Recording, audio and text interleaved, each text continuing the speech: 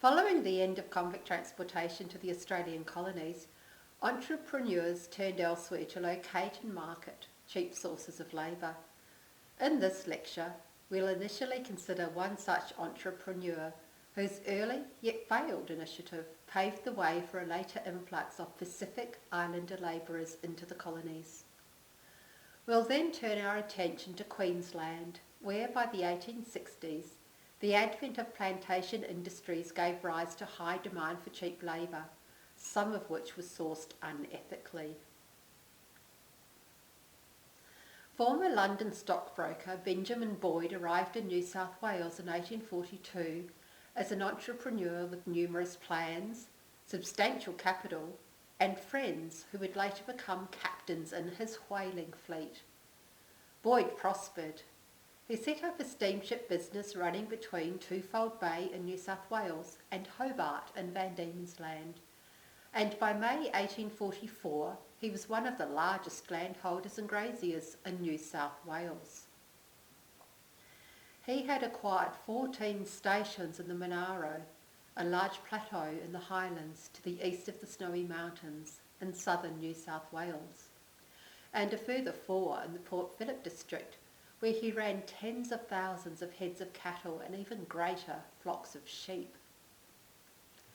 As Boyd's pastoral empire expanded, he found it difficult to recruit labourers who were willing to work for low wages and basic rations comprising solely of meat and flour. To Boyd, tea and sugar were luxuries that he was not willing to provide to his employees. It was little wonder then, with just £10 per annum and scanty rations on offer, that Boyd was unable to attract a reasonable supply of emancipated convicts or free immigrants to labour on his outback stations, many of which locations would have been vulnerable to attack from Aboriginal people, from whom the lands on which Boyd's sheep ran and cattle grazed had been expropriated. Even before leaving London, Boyd had had an eye to exploiting Pacific Islanders as a potential source of cheap labour. His experiences in the Australian colonies only served to convince him further of the potential value to Australian entrepreneurs of acquiring cheap labourers from Australia's island neighbours. In 1847, Boyd brought around 200 men from New Caledonia, Vanuatu and other Pacific islands to New South Wales to be put to work as shepherds and labourers. This, however, did not work out well. Some of the colonists objected to Boyd's new labour force on humanitarian grounds, while local workers voiced their opposition because of the potential of this new cheap labour supply to reduce their own working conditions. In keeping with the type of thinking that was common at the time, but which has since been widely discredited, Boyd himself thought his scheme to have been a failure, as the imported Pacific Islanders were children of nature, who were insufficiently reliable to make the most of their prospects in New South Wales. By the end of 1847, most of the Pacific Islander labourers had been repatriated to the islands. In their wake, rumours abounded that Boyd had brought many of the Pacific Islanders to the Australian colonies against their will. This sparked an investigation by the Attorney-General, who later reported to the Colonial Office that the accusations against Boyd had not been substantiated.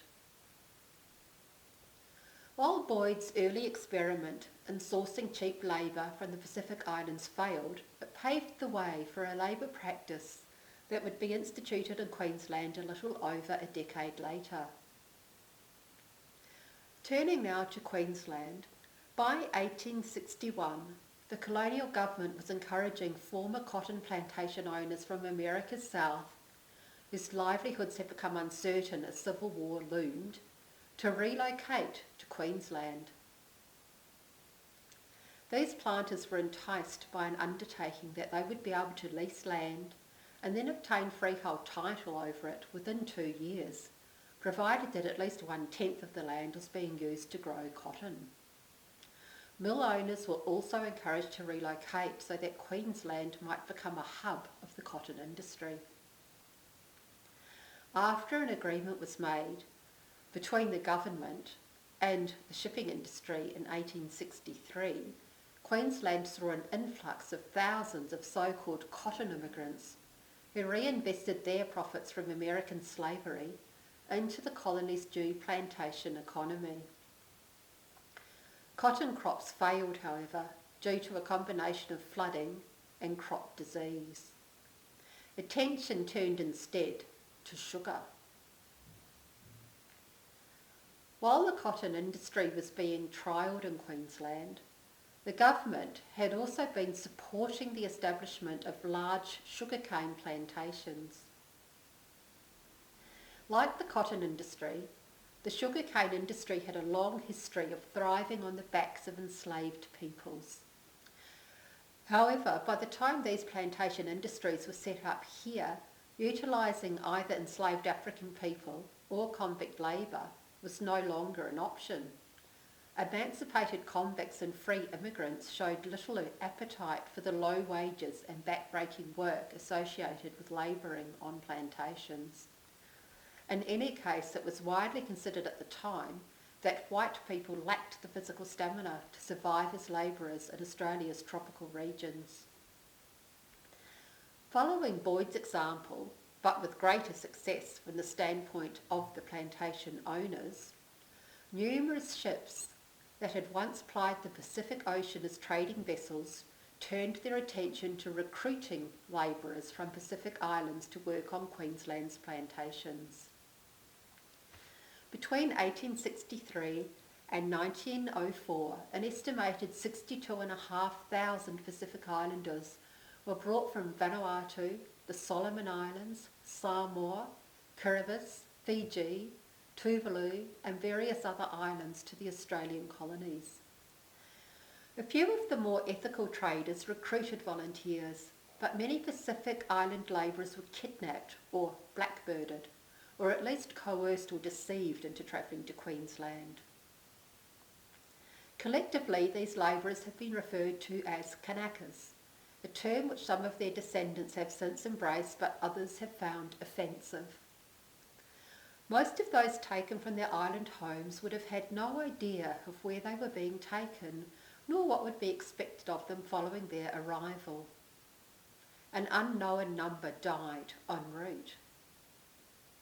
When those who had survived the sea journey disembarked in Queensland, they became indentured labourers, usually signing on for 3 years' service. Some were known to have completed 2 or even more contracts, sometimes returning to their homelands in between times. Other islanders were not provided with any documentation and were instead forced to labour in conditions not dissimilar from slavery. Living and working conditions were poor, and rates of injury and death were high. The activities of the seafaring blackbirders and land-based plantation owners did not escape some measure of official scrutiny. The British Navy pursued the worst of the blackbirders in an effort to regulate the industry. Under pressure from the Colonial Office in London to take action to prevent the abuse of Pacific Island labourers, the Queensland Government passed the Polynesian Labourers Act 1868 in an attempt to regulate the industry. While, for example, this legislation provided for the government to be able to supervise labourers on plantations and to carry out immigration checks at the ports of arrival, in practice these provisions were not really put into practice. Likewise, provisions were made to regulate the recruitment of labourers, the length of the sea voyages they were expected to undertake, the rations they were issued while on board, and so on. Inspectors could travel on recruiting vessels to check that these provisions were being adhered to. But again, these government officials were vulnerable to threats from ships' captains once at sea, and had little real power to influence what happened en route to the Australian colonies. Amendments to the Pacific Island Labourers Act in the 1880s saw the Queensland government aim to restrict the types of work that indentured labourers could be employed to perform, aiming to reduce their involvement in the sugar industry solely to harvesting. However, pushback from plantation owners saw the legislation amended. Indentured labourers could then continue to be used across all aspects of the industry throughout the 1890s. After Federation in 1901, when the former British colonies of New South Wales, Queensland, Victoria, South Australia, Western Australia and Tasmania united to form the Commonwealth of Australia, the Immigration Restriction Act was passed, often referred to as the law that underpinned the White Australia policy. This legislation heralded the end of the use of indentured labourers sourced from beyond Australia's shores. The Pacific Island Labourers Act, also passed in 1901, began a difficult and emotional process whereby around 10,000 Pacific Islanders were deported from Queensland and New South Wales, regardless of how long they'd been in Australia, and despite the lives and families that many had established here, and their protest against the unfairness of the planned deportations. This process began in 1906 and continued for around 18 months. Approximately 2,500 islanders managed to avoid deportation. These people formed the basis of what has become Australia's South Sea Islander community today.